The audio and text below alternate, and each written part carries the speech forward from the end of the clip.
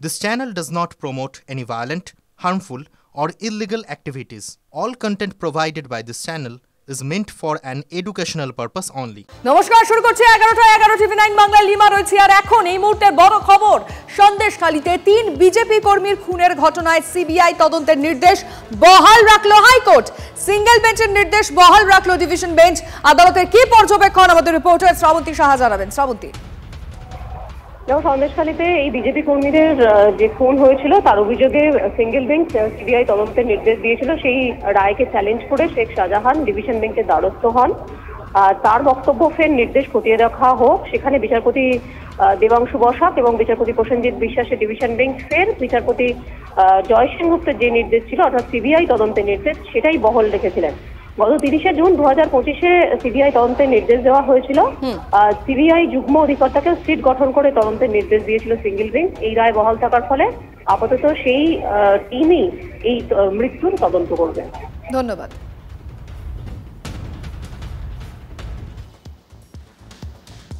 এ তো দেখছি ঠগ বাজতে গা উজার। এসআইআর নিয়ে দেশ জুড়ে মহা শোরগোল। বাংলায় পথে নেমে প্রতিবাদ শাসক দলের। আর এই আবহেই রাজ্যের ভোটার তালিকা নিয়ে পাহাড় প্রমাণ অভিযোগ সামনে আসছে। তালিকায় মৃত ভোটারের ছড়াছড়ি। এবার উত্তর 24 পরগনার বারাসাতে মৃত ভোটারের খোঁজ। তথ্য অনুসন্ধান করতে বারাসাতের 26 নম্বর ওয়ার্ডে পৌঁছে যান টিভি9 বাংলার প্রতিনিধি দীপঙ্কর। আমাদের প্রতিনিধি সেই সমস্ত ওয়ার্ডে পৌঁছে কি দেখলো সেটা একটু জানার রয়েছে। সরাসরি রয়েছেন আমাদের রিপোর্টার দীপঙ্কর। দেখো, মূলত যে তথ্য পাওয়া গেল বারাসাত 26 নম্বর ওয়ার্ড, এই 26 নম্বর ওয়ার্ডের 54 নম্বর বুথ। এই বুথে 1026 জনের নাম রয়েছে।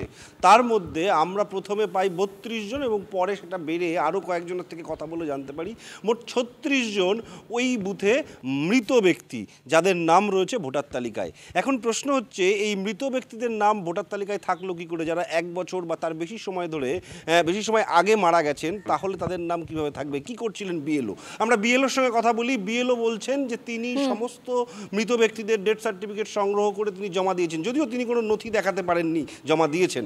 তিনি বলছেন তিনি জমা দিয়েছেন। এ প্রসঙ্গে আমরা জেলা প্রশাসকের সঙ্গে কথা বলি। জেলা শাসক তিনি এ বিষয়ে কোনো মন্তব্য করতে না চাইলেও মহকুমা শাসক তিনি বলছেন বিষয়টি খতিয়ে দেখবেন।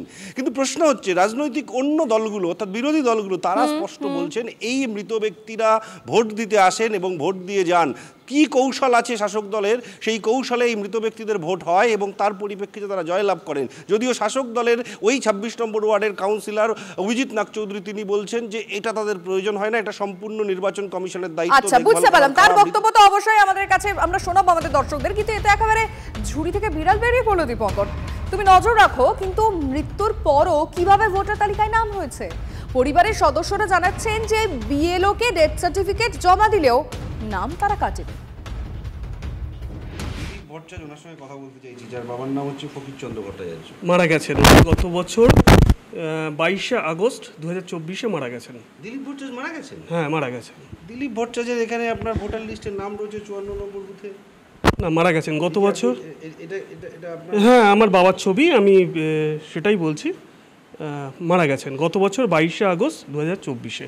তা আপনি এটার জন্য মানে নাম কাটানোর জন্য কোনো আবেদন করেন? না, করিনি। সত্যি সেটা আমি জানি না। আর প্রাইভেট সেক্টরে চাকরি করি, কি উপায় আছে না আছে সেগুলো আমি জানি না। রয়েছে আপনার ভোটার লিস্টে? হ্যাঁ আছে। আমি গিয়ে খালি যখন ভোট হয় তখন গিয়ে ভোট দিয়ে আসি, এছাড়া ভোটের কিছু আমি জানি না। না, এটা একজন নাগরিক হিসেবে তো আপনারও দায়িত্ব পড়ে যে এই সুবল গাঙ্গুলির নামটা বাদ দেওয়ানোর জন্য ব্যবস্থা। হ্যাঁ, বাদ দেওয়ানোর জন্য দায়িত্ব পড়ে, কিন্তু আমার পক্ষে সময় হয়ে ওঠে না। আচ্ছা, গিয়ে কাকে বলবো, কি বলবো না বলবো, আমার পক্ষে সময় হয় না। শুধু স্থানীয় বাসিন্দারাই নন, 57 নম্বর বুথের বিএলও নিরুপম হালদারেরও একই অভিজ্ঞতা। নিরুপম বাবুর বাবা নিরাপদ হালদার মারা গেছেন, আর সেই তথ্য খোদ নিরুপম হালদার বিএলও দেবযানী ঘোষকে জানিয়েছিলেন। তারপরও ভোটার তালিকায় জলজল করছে মৃত নিরাপদ হালদারের নাম। এটা আমি বারংবার জমা দিয়েছি, নিজেও ব্যক্তিগতভাবে চেষ্টা করেছি। হয়তো কোনো টেকনিক্যাল ফল্টের জন্য হয়তো কাটেনি, এটা তো আমাদের কিছু করার নেই। এটা এই প্রবলেমটা আমাদের নিজেদেরও ফেস করতে হয়েছে কখনো কখনো।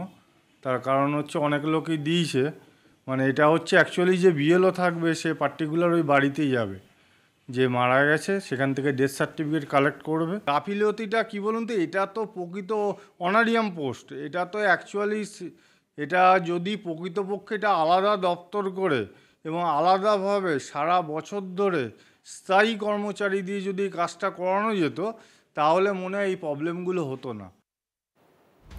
বিএলও দেবযানী ঘোষের কথায় তো বিস্তর ধোঁয়াশা, একবার শুনুন।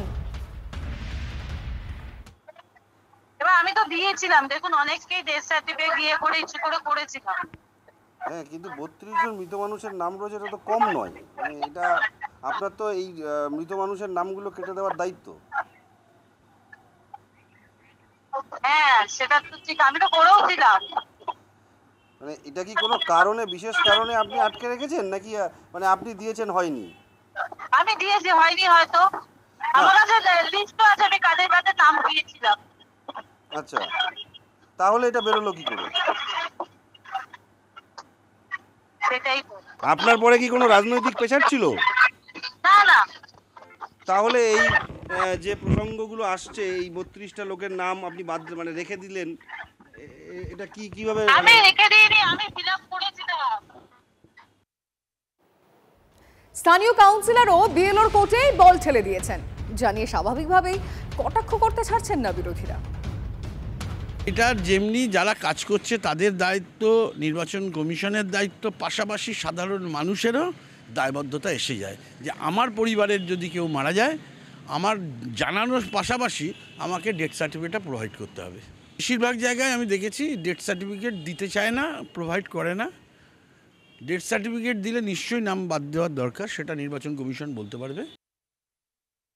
পৌরসভা ইলেকশন বলুন, তার আগের বিভিন্ন ইলেকশন বলুন, মৃত ভোটাররা এসে ভোট দিয়ে চলে গেছে। বিএলওরা জানবে না এটা তো হতে পারে না। প্রত্যেকটা বিএলওই জানে যে কোথায় মৃত ভোটার আছে, কোথাকার বাড়ির লোকজন নেই, তারা সবটাই জানে। কিন্তু শুধুমাত্র শাসকের অঙ্গুলি হেলনে এই জিনিসগুলো হয়ে যাচ্ছে, যাতে এইগুলো দিয়ে ভোট করা যায়। আমরা চাই স্বচ্ছভাবে ভোটটা হোক, তাতে যে জেতা জিতবে, যারা হারবে। এরপর আমরা যোগাযোগ করি জেলা শাসক এবং এসডিওর সঙ্গে। জেলা শাসক এ নিয়ে মুখ খুলতে চাননি, এসডিও খতিয়ে দেখার আশ্বাস দেন। বারাসাত পৌরসভার 26 নম্বর ওয়ার্ডের 54 নম্বর বুথে 32 জন মৃত মানুষের নাম রয়েছে। দেখতে হবে তো, আমি তো আপনার কাছ থেকে প্রথম শুনলাম, আপনি মেসেজ পাঠিয়েছেন, তারপরে আমরা চেক করে নিই। চেক না করে কি করে বলবো? খোঁজ নিয়ে আমরা এনকোয়ারি করে দেখবো। ভোটার লিস্ট দেখতে হবে, কে বিএলও কি এনকোয়ারি রিপোর্ট জমা কবে দিয়েছে, কার কাছে দিয়েছে, তিনি কি অ্যাকশন নিয়েছেন, সেগুলো তো দেখতে হবে পরপর। নলেজে আপনি এনেছেন পুরো বিষয়টা, সুতরাং আমরা তো এবার এটার উপরে কাজ করব। প্রশ্ন তো উঠছেই, কেন মৃত ভোটারের নাম তালিকা থেকে বাদ দেওয়া হয়নি? এর দায় কি শুধুমাত্রই বিএলওর?